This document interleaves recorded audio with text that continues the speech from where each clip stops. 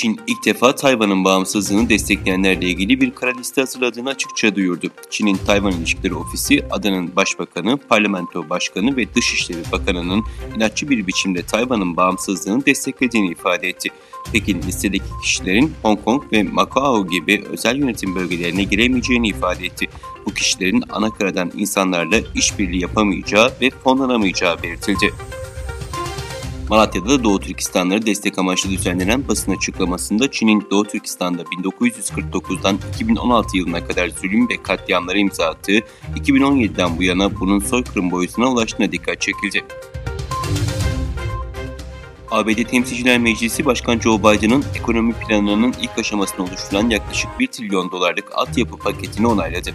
Ekonomi planının ikinci aşamasını oluşturan $1,75 trilyon sosyal harcama paketi ise onaylanmadı. Özbekistan'da 24 Ekim'de yapılan Cumhurbaşkanı seçimini kazanan Şevket Mirziyoyev yemin ederek görevine başladı. Törene hükümet yetkilileri, devlet kurumlarının yöneticileri, diplomatik misyon temsilcileri ve gazeteciler katıldı.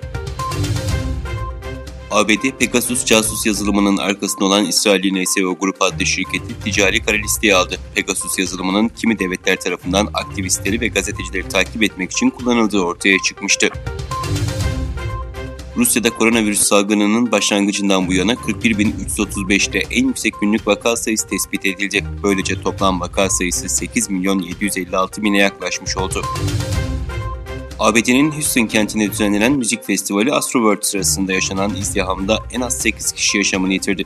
Houston İtfaiye Müdürü Pena, sahnenin önünde toplanan kalabalığın birbirini öne doğru itmeye başlamasının paniğe yol açtığını ve yaralanmalara neden olduğunu belirtti.